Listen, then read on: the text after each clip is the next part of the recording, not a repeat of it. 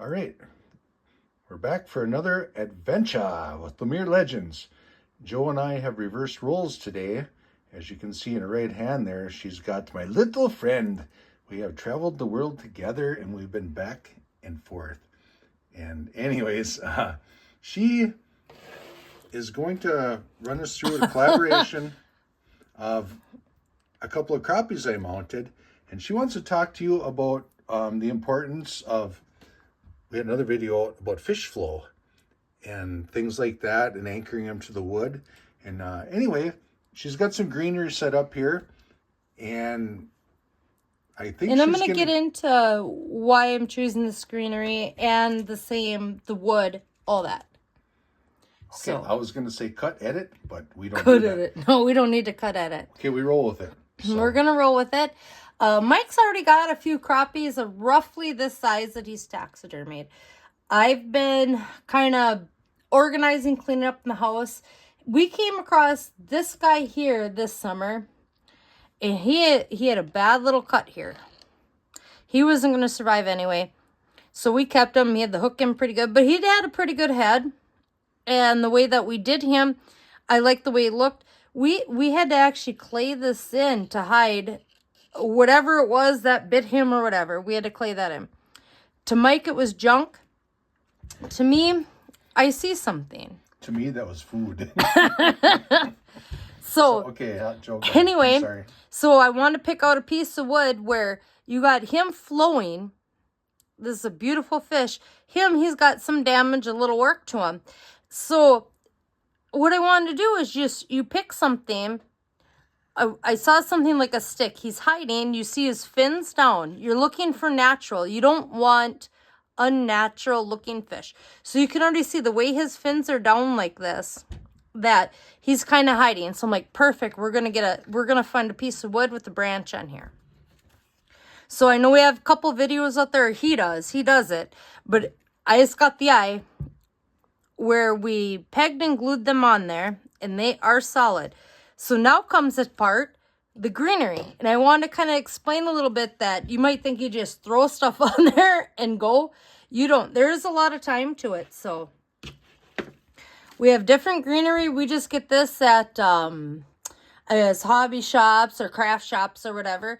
But there's definitely, and we'll kind of show you how we do it, or how he does it. I just pick it out. So he's like, what do I need to do with this? So he got this painted up. So we could definitely do one down here and get a little bit of long grass in there if we wanted to do that. So, you play with that a little bit. Maybe, maybe not. We'll set that aside. This seems to be a popular one we typically go with.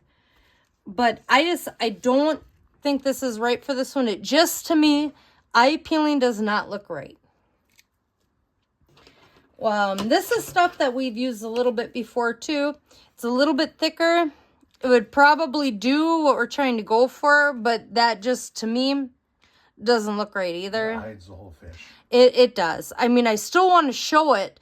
I just want it to look like it's hiding down there. But that's a little thick, a little too much. That's a bust. Definitely a bust. What I do kind of like, and I can cut this down and he'll show you how he gets it on there. But maybe something like this. This is a little bit lighter. This stuff here is pretty much set. You can't really move much of that.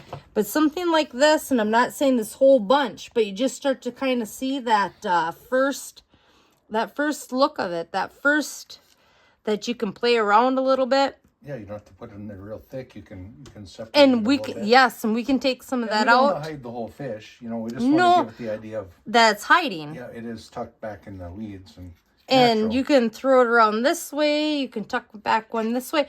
That's kind of the reason why I do kind of like this one too. Is that works pretty well for that. I don't know what it's called. Just stuff laying around here. It's called 50% off at Hobby Lobby. And not to throw names out, but I know Michael's and stuff has stuff like this. Walmart, Dollar Tree, all that. So this is definitely something that you keep that out in front of there, like he's hiding the weeds. You could tuck a little bit of that back there behind him. You just pull it over. Yep. Lots of collaboration between Joe and I. You know, I get the fish taxidermied up. Yeah, And I see potential in what I call them uglies. He'll see an ugly is like not worth the time. Like, oh, but it is. I think it is. You know, I don't want to waste, and I see the beauty in a lot of this. You know, his fins ended up, and we're not pegged in yet or nothing. He'll do that here shortly, but you see his fins are down like this. So either he's chasing something, running away from something. He's not trying to eat something. His jaw is closed. Yeah. Joe hated my last video with the fish flow. Now we're gonna call it fish flow with Joe. Good job, Joe. Yeah, yeah. There's a lot more I want to do with that one, but Well, a collaboration we could call Playtime with Joe. But that would bring Anyway. us back to the beaver video. So See part 1, 2, 3. his fins are down. His jaw isn't open, so he's not trying to swim and eat something. Yep. And we're not going to have another chaser fish here. He's a little bit too big for that. So I want to kind of do him as a hiding fish, get him in there.